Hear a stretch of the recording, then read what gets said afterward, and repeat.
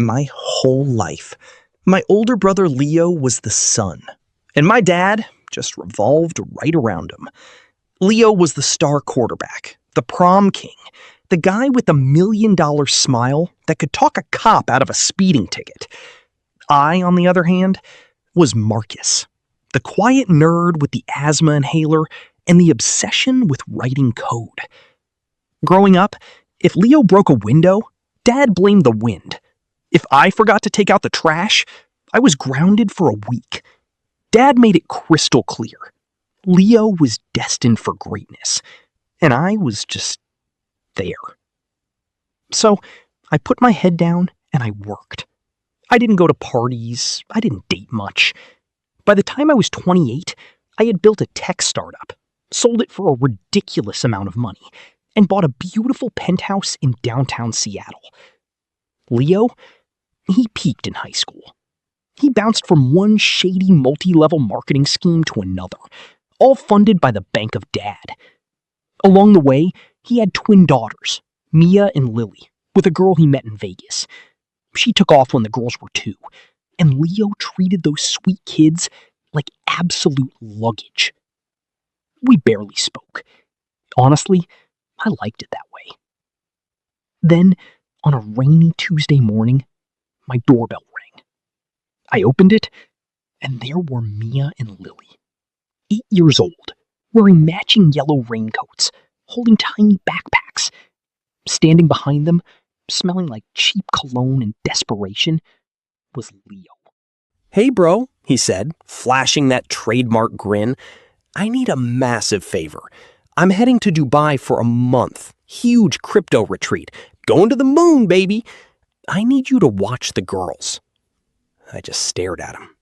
"Leo, I haven't seen you in 3 years. I run a company. I can't just pause my life to watch your kids for a month." His smile vanished. The charm dropped, and the real Leo came out. He leaned in, lowering his voice. "Listen, Marcus, you're going to watch them, because if you don't, I'm going to send an email to your shiny new board of directors, an email with fabricated bank statements showing you've been funneling company funds into offshore accounts. I know your old passwords, man. It'll take them months to untangle the mess, and your reputation will be fried." I felt my blood run cold. He was bluffing, right? But Leo was a sociopath. He didn't care about collateral damage. "You're a monster," I whispered. "I'm a visionary," he sneered. He kissed the tops of the girls' heads, told them to be good, and literally sprinted to a waiting cab. I stood there, paralyzed, looking down at 2 little girls who looked absolutely terrified. "Are you mad at us, Uncle Marcus?" Lily asked, her voice trembling. My heart shattered. I dropped to my knees right there in the doorway and pulled them into a hug. "No, sweetie, I'm not mad at you. Come on in. Let's get some pancakes." Those first few days were pure chaos. I had to hire a part-time nanny, reschedule meetings, and learn how to braid hair, which, for the record, is way harder than writing computer code. But something crazy happened. We bonded. Mia was brilliant. She loved taking apart my old keyboards to see how they worked. Lily was a total goofball who made me do silly dances in the living room until we both collapsed on the floor laughing. I realized pretty quickly that Leo had neglected them. Their clothes were too small. They flinched when I raised my voice to cheer at a football game on TV. They thanked me profusely for basic things, like buying them fresh strawberries or tucking them in at night. It made me sick to my stomach, and it made me furious. One night, after the girls were asleep, I called my dad. I told him what Leo had done. The blackmail, the abandonment. Dad sighed heavily into the phone. "Marcus, you're overreacting. Your brother is an entrepreneur. He's stressed. Just help him out for once in your life. You have all that money. Don't be so greedy." I hung up on him. Right then and there, I knew I was the only real family those girls had. So I called a lawyer. A ruthless, expensive shark of a family lawyer. We quietly filed for emergency custody, citing abandonment. I also had my cybersecurity team at work scrub my personal networks, lock out every old device, and flag Leo's IP addresses. If he tried to send that fake email, it would bounce straight to my legal team.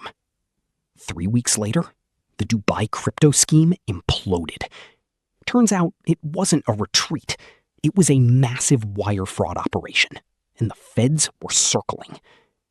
Leo came back to Seattle in a total panic. He showed up at my penthouse lobby, demanding to be let up.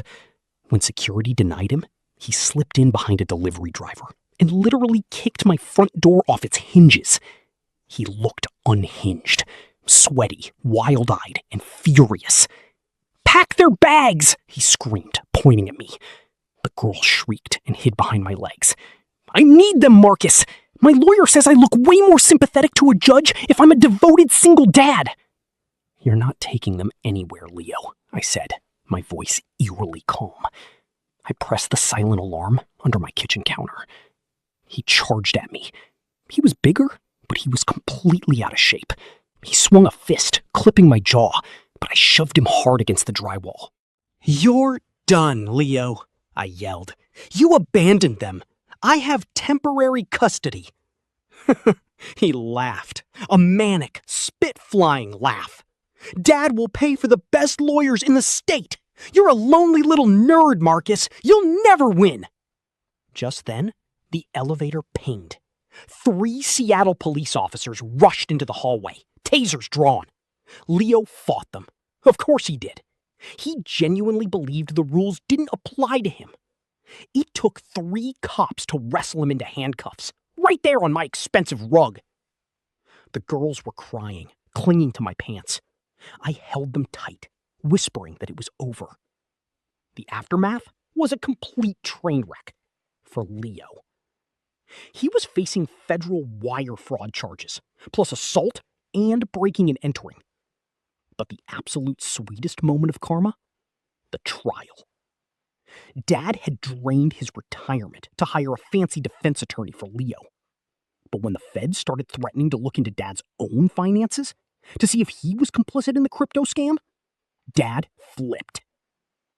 Sitting in that courtroom, I watched my father, the man who had worshipped the ground Leo walked on, take the witness stand and throw his golden boy straight under the bus.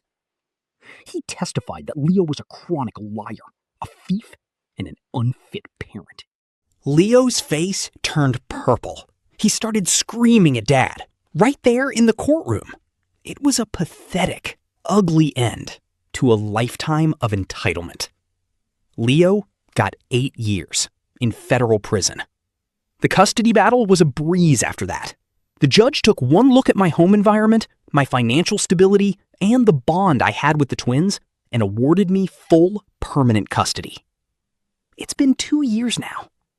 Mia just won her school science fair, and Lily is the star of her soccer team. They call me Dad now. It slipped out one day at the park, and I had to go hide behind a tree so they wouldn't see me bawling my eyes out.